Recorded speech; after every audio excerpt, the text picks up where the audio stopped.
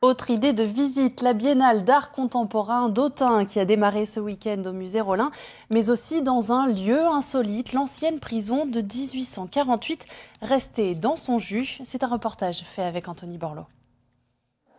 Rien ne se perd, rien de secret, tout se transforme. Pièce après pièce, les anachronismes se suivent et ne se ressemblent pas. On y découvre notamment des sculptures faites en impression 3D. Celle-ci transforme un célèbre tableau, Les Trois Grâces de Rubens.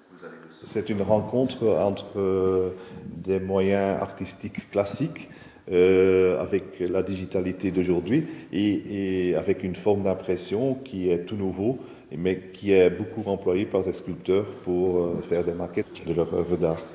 Pendant la visite, on trouve un hommage à Pierre Soulages, une intrigante sosie d'Anne Frank, ou encore cette œuvre majeure, un nuage qui trouble notre perception.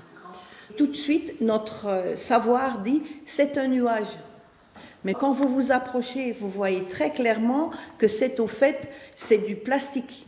Parce que l'artiste, elle est très connectée à tout ce qui est écologique, elle est très féministe. Rien ne se perd et tout se transforme. Cela marche aussi pour la pierre. Cette ancienne prison de 1856 collée au musée abrite aussi des œuvres pendant la Biennale.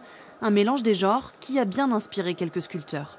Sur base de ce principe de l'enfermement, de l'aliénation physique mais aussi mentale, on a toute une série d'artistes contemporains qui se sont réappropriés l'esprit des lieux. Et c'est justement ces confrontations un peu inédites qui nous plaisent, parce que je pense notamment que le rôle d'un musée est aussi d'accompagner le visiteur dans le renouvellement de son regard. C'est une première. Jamais l'ancienne prison d'Autun n'avait servi d'écrin pour une exposition. Elle est restée dans son jus et c'est ce qui plaît. De l'art dans une prison, c'est un peu extraordinaire. Donc, dans un premier temps, je regarde et je m'imagine les prisonniers. Après, je pense que je ferai un deuxième tour et j'admirerai les tableaux.